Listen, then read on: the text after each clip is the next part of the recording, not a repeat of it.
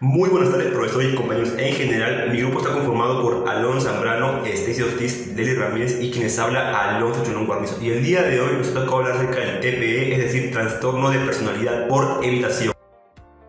Comenzando, ¿qué es el trastorno de personalidad por evitación? También denominado como trastorno de personalidad ansiosa, se caracteriza por un patrón generalizado de inhibición social, es decir, desaprobación, rechazo y evitación ante cualquier interacción social, que generalmente comienza en la adolescencia o a comienzos de la edad adulta. Las personas con esta condición por lo general se consideran inútiles, con poco atractivo personal y son tan inseguros a tal punto de convertirse en solitarios, exceptuando su núcleo familiar, que es donde se sienten más confiados. Este trastorno está estrechamente relacionado con los trastornos por ansiedad social y se estima que a nivel mundial el 2,4% de la población mundial padece de esta condición.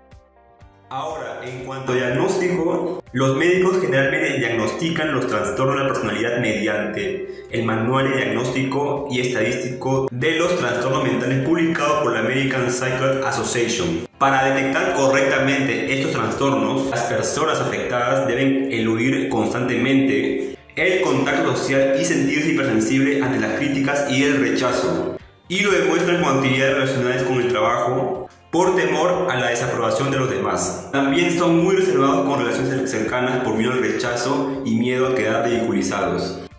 Y por consiguiente las causas, y una de las principales causas es la timidez por algunas situaciones vividas en la infancia, y esta es la precursora, ya que la mayoría de personas con la edad se va disipando. Otros factores pueden ser los ambientales, o sea, el contexto en el cual la persona vive o ha vivido. O sea, es decir, si la persona desde la infancia ha sufrido episodios de bullying, de violencia, de marginación social en casa o en su hogar, y esto genera como un tipo de trauma que con el tiempo va creciendo y con ello la autoestima, mientras va creciendo, la autoestima va bajando. Aunque también está el factor hereditario, que al igual que otros trastornos de la personalidad, las personas de la familia o dentro del núcleo familiar con mayores antecedentes son los que mayor están predispuestos a esto.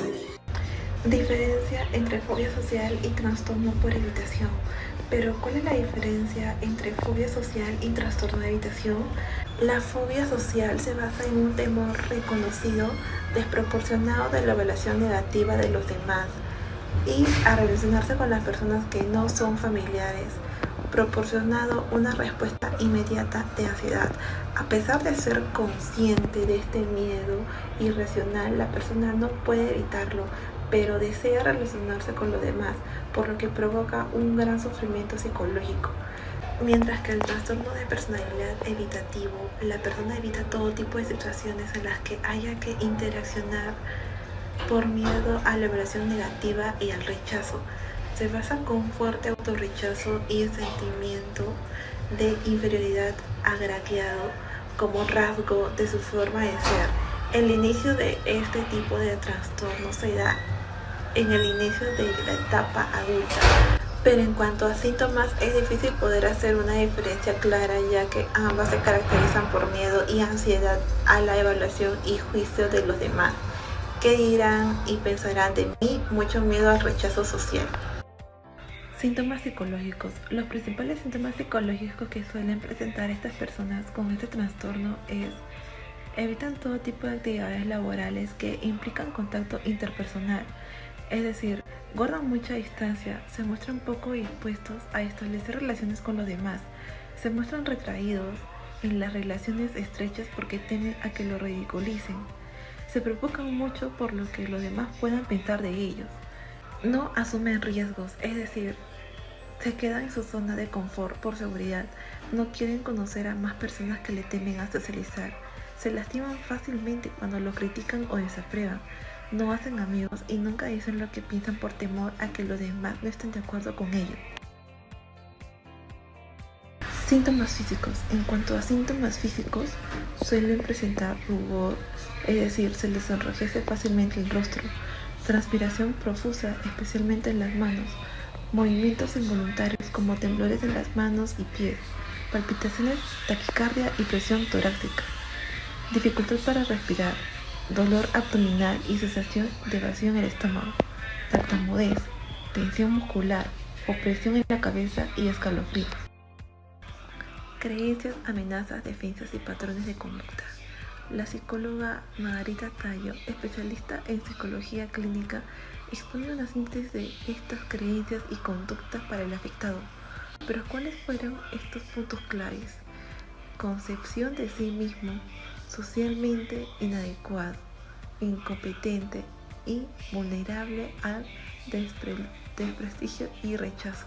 Concepción de los demás, potencialmente críticos y despectivos. Amenaza, ser descubiertos como un fraude con poco atractivo personal, ser humillado o rechazado. Estrategia principal, evitación de las situaciones en las que pueda ser sometido a cualquier tipo de evaluación, evitación cognitiva de pensamientos ansiógenos desagradables. Ahora continuamos con el modelo hipotético de los 5 factores, que llegó a constituir en la última década un marco integrador en el cual da prioridad a múltiples factores de personalidad, alcanzando a los trastornos de personalidad. El de evitación es uno de ellos. Por ende, Macaire y Costa fueron los más destacados y presentaron el trastorno de personalidad hipotético, junto con la factorización para delimitar dimensiones básicas de la personalidad, partiendo desde el análisis racional y lenguaje cotidiano, de la mano de los siguientes 5 factores generales y universales que predicen conductas amplias, pero no son siempre precisas. A la vez concluyeron que las siguientes características pertenecen a un perfil hipotético. El primero de ellos es el alto neuroticismo, dificultad en la inhibición de pulsos, creencias y expectativas. La segunda de ellas es la baja extroversión, aislamiento social y separación interpersonal. La tercera de ellas es la alta apertura a la experiencia, preocupación con fantasías y disconformidad con su progreso social. La cuarta, credibilidad, poca habilidad para enfrentar a los demás. La última de ellas, la quinta, es la escrupulosidad, sobreexistencia y perfecciones, es decir, son adictos a su trabajo o a lo que hacen, dejando de lado lo social o los intereses personales.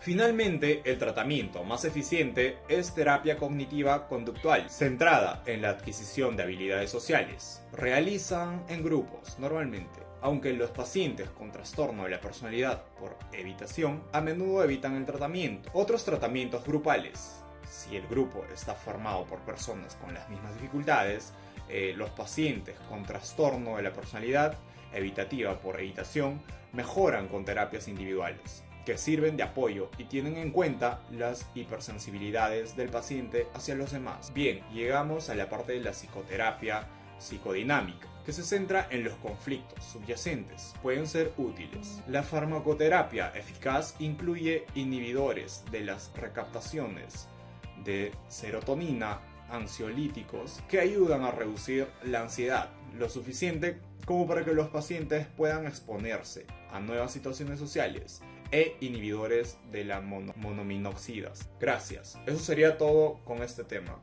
Saludos cordiales.